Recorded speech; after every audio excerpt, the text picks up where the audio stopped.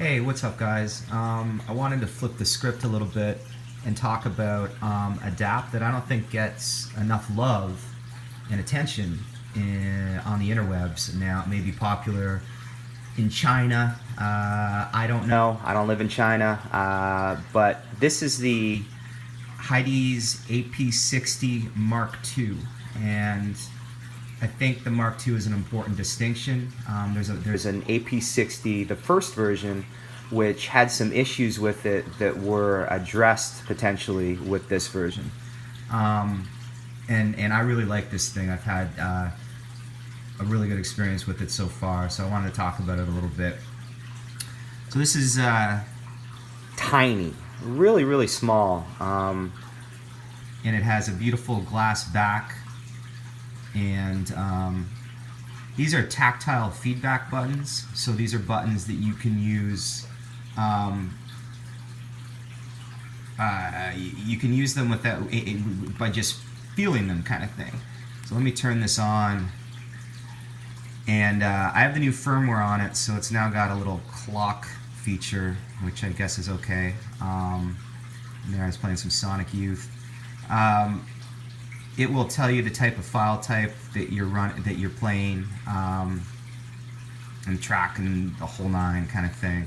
And then of course you have your track listing for the record that you're playing.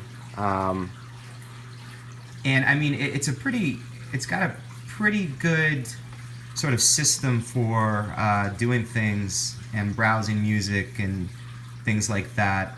The music settings are, oh darn, I just hit the scan. Pretty good. You can choose your DSD output. You have an equalizer on board. You have break resume. There is gapless playback on it, and that's something that is somewhat rare in the budget DAP sort of world. System settings, USB out. It does have a cool feature that it uses, first of all, it has aptX Bluetooth, which is just a higher quality Bluetooth, which transmits higher res files with better sound, so to speak, at least in theory. I still think it doesn't compare to regular 3.5 SE. That's my thing still, and of course we have that here in all of its beauty. It only supports one micro SD card. That's another thing. I have picked up an X Duo X10 I got for like 98 bucks USD on eBay, so I'm looking forward to that. That has the AK4490 DAC in it. This is the 4452. This is the same DAC that's in the FIO Q1 Mark II, their latest sort of budget amp that's getting a lot of praise. It's got a balanced input on it, and it's not the most powerful thing in the world. And neither is this thing. This is only 35 milliwatts out. It does have a high and low gain. I haven't had any issues powering anything at all, really. I've even been able to power a Zen on it, the Zen 2 by Venture Electronics, which is a 320 ohm earbud. So that's pretty amazing. Now, does it sound better with a little amping? I think potentially it does, but it can do it, so that's pretty awesome. It's a beautiful design, and it's so compact. I can't kind of express that enough. I don't know what I could compare this to. Well, here's a can of Canada Dry. Hold on a second. So here's a can, you know, and everyone knows the size of a can, and then we have this little thing here. I mean, it's small, man. Here's a set of earbuds. Con 69, I guess these are. These are nice buds, by the way. I don't know. So I just wanted to make the point that it's tiny. It's really tiny and very portable. And I go to the gym. I'm pretty active and things like that. I do a lot of physical activity. So for me, this is a great thing. Size matters in the reverse way when it comes to DAPs. So that's that. It comes with a case that I've stuck some Velcro on, so I can Velcro it to different little mini amps, etc. And the case fits on rather easily, like that. And yeah, so I mean, you can play pause without having to look. The problem with the first version was these buttons would light up, and they were touch sensitive, and so people had problems without having the tactile feedback that tactile feedback offers. You know what I mean? That's pretty cool. You can, in the settings, change these buttons to when the thing is off, kind of thing. Go next and back into your songs, into your song list and your albums, for example. And that's kind of a neat option. Or you can have it use, you can use it as traditional volume, up and down kind of thing. I leave it on volume. That's just a personal preference. It uses a micro USB in. It does. You can use this as a DAC for your phone.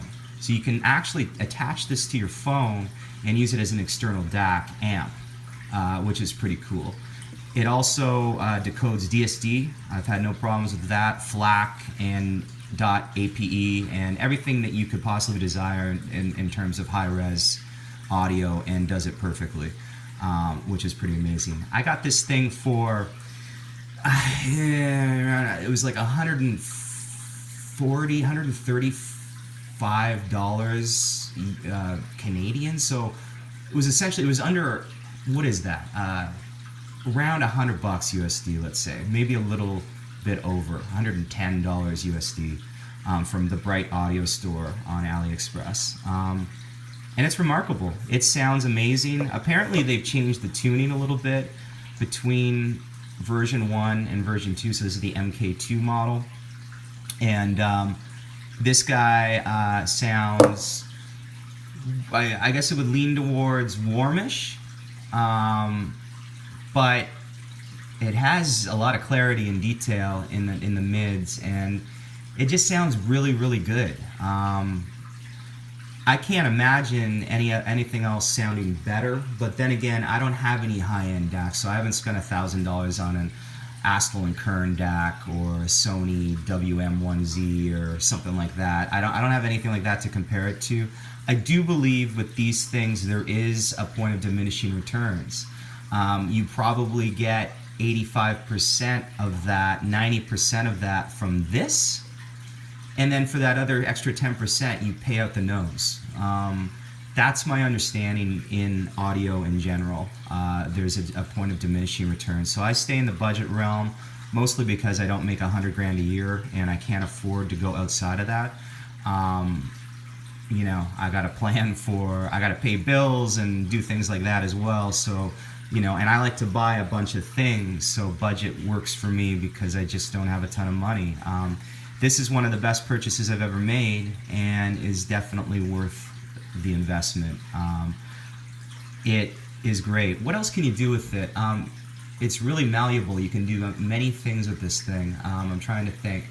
So you can use it as a Bluetooth source, or sorry, a Bluetooth output. So you can use another source and use it as a, you can plug it into your stereo, for example, and connect to it via Bluetooth with your phone, using Apple Music or something like that, or just Spotify, and play music to it via aptX, I believe, and play it through your stereo.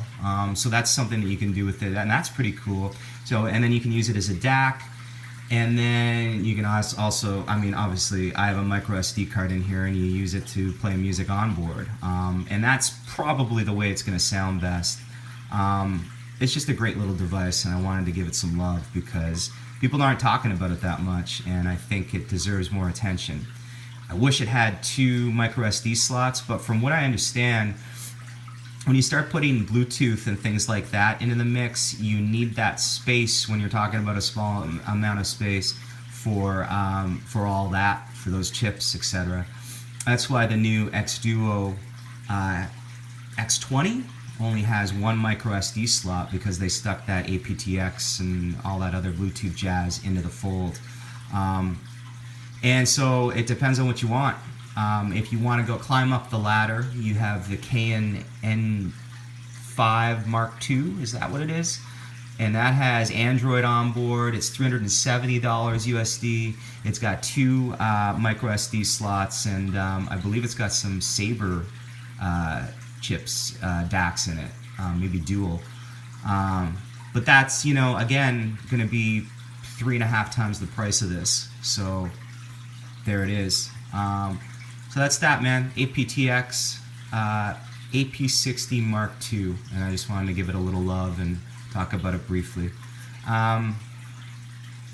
Props to my 5 subscribers now. Things are really coming along. 5. Can you imagine? Never thought that would happen.